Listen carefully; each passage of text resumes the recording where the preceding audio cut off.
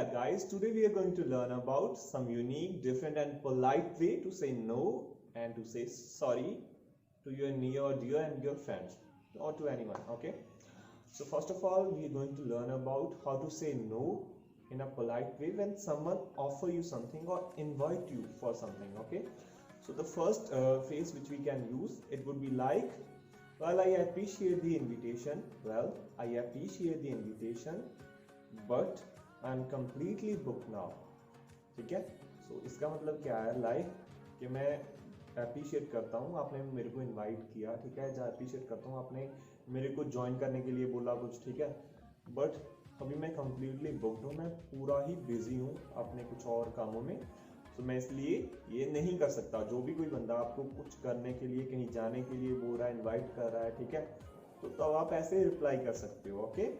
And the second phrase is, I am flattered you consider me. I am flattered you consider me, but unfortunately I will have to pass this time. इसका मतलब होता है कि मैं तो जी फूला नहीं समारा, आपने मेरे को इस लायक समझा, ठीक है, मैं फ्लैटर्ड हो गया पूरा कि आपने मेरे को इस लायक समझा. जो भी मतलब कोई बंदा आपको कुछ ऑफर कर रहा है कि ये करोगे, ठीक है, तो आप कह रहे हो कि वेल, ठीक है, क्या है, मैं बहुत ही फ्लैटर्ड हो चुका हूँ, तुमने मेरे को इस लायक समझा, मेरे को कंसीडर किया इस चीज़ के लिए, बट इस टाइम मेरे को कोई मतलब मजबूरी है या कोई वजह है, इसलिए मैं क्या करूँगा, इसको पास कर दूंगा, मैं ये अपॉर्चुनिटी नहीं लेने वाला. ठीक है. So that's how you can say no when someone is inviting you और someone is offering you anything. Okay.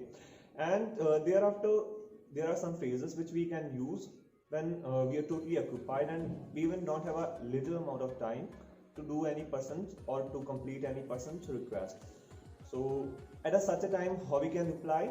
So like, I am just totally swamped right now, so I cannot do what you are requesting right now. ठीक है. swamped का मतलब क्या होता है कि मैं जी पूरा ही उलझा हुआ हूँ अपने कामों में, मैं आपका जो आप मेरे को रिक्वेस्ट कर रहे हो वो मैं नहीं कर सकता क्योंकि मैं अपनी लाइफ में ही बहुत ही ज़्यादा उलझा हुआ हूँ. ठीक है. एंड देयर आफ्टर आप कह सकते हो, I am really buckling down on my priorities. I am really buckling down on my priorities. इसका मतलब क्या होता है? बकलिंग डाउन होता है मतलब अपने आप को कसना, पूरी शिद्दत से किसी चीज़ के लिए मेहनत करना, किसी टास्क को अचीव करने के लिए, उसको बोलते हैं बकलिंग डाउन करना. ठीक है. Like, I'm really buckling down on my priorities right now, so I cannot do what you asking me for do. ठीक है. मतलब इस टाइम जो आप मेरे को बोल रहे हो करने के लिए वो मैं नहीं कर सकता. क्यों नहीं कर सकता जी? क्योंकि मैं अपने टास्क हैं जो मैं जिनको प्रायोरिटीज देता हूँ ज़्यादा, उनको ख़त्म करने में लगा हुआ हूँ, उनको पूरी शिद्दत से पूरा करने में लगा हुआ हूँ. ठीक है. And that's how we can use some polite phrases and polite lines to say no to someone. Okay. So guys, here are some other words to say no at any situation. So ये कुछ words हैं जिनको हम कभी भी use कर सकते हैं. So you can take it out. Okay. And now we are moving on our next part. Guys, in our next part we are going to learn about how we can say sorry in different and unique and polite way instead of saying sorry in a traditional ways. Okay. So first of all, our first word is my apologies. जो my apologies होता है इसको हम formal context में use करते हैं, like business context में ये यूज किया जाता है. ठीक है. फॉर्मल बिजनेस कंटेक्स्ट में इसको यूज करते हैं. सो इसको हम कैसे बोलेंगे? my apologies, but your order will not arrive until next Monday. ठीक है. मैं आपसे माफी मांगता हूँ कि जो आपका ऑर्डर है वो अगले सोमवार तक नहीं पहुंचने वाला. ठीक है. ये एक polite, formal and business context वाला वर्ड है. ठीक है. एंड देयर आफ्टर हम यूज करते हैं पार्डन वर्ड. पार्डन क्या होता है जी? पार्डन एक तो हम ऐसे यूज करते हैं जब आप कोई हमसे बातें कर रहा है और हमको उसकी बात नहीं समझ में आई, हमको उसका क्वेश्चन ही नहीं समझ में आया. So at that time we can use pardon ma'am, could you please repeat your question. Okay. मतलब हम इसको कैसे यूज करेंगे? Pardon ma'am, could you please repeat your question because I slept it. मतलब मेरे से ये फिसल गया, जब मेरे को समझ में नहीं आया, आप इसको थोड़ा सा रिपीट कर दो. ठीक है.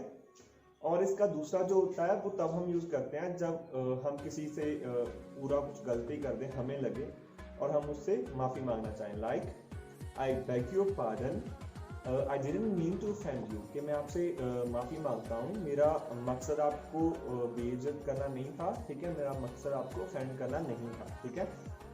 And forthcoming word is I apologise. I apologise क्या होता है, ठीक है, कि मैं शर्मिंदा हूँ, मैं माफ़ी मांगता हूँ, इसको भी हम वैसे ही कॉन्टेक्स्ट में यूज़ करते हैं, बट इसको हम फॉर्मल इनफॉर्मल दोनों ही जगह पे यूज़ कर सकते हैं, ठीक है।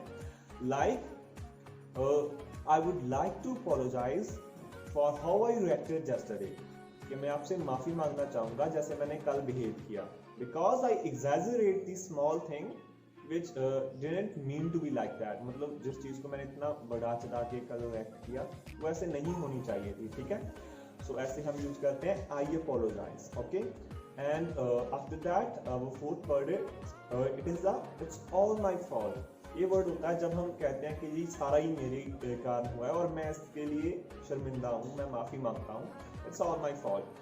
Here you are confessing your faults, यहाँ पर हम अपने जो फॉल्ट्स होते हैं उनको कन्फेस कर रहे होते हैं। जब हम किसी चीज़ को कन्फेस करते हैं मतलब हम उस चीज़ के लिए शर्मिंदा हैं और उस चीज़ के लिए माफ़ी मांग रहे हैं, ठीक है। तो इसको हम कैसे यूज़ करेंगे, it's all my fault that we missed the train yesterday, it's all my fault that we missed the train yesterday, ये सारा कुछ मेरी वजह से हुआ है कि हमने जो हमारी ट्रेन थी उसको मिस कर दिया यस्टरडे, ठीक है। सो here are 4 words and there are 2 another amazing words which we can use instead of sorry.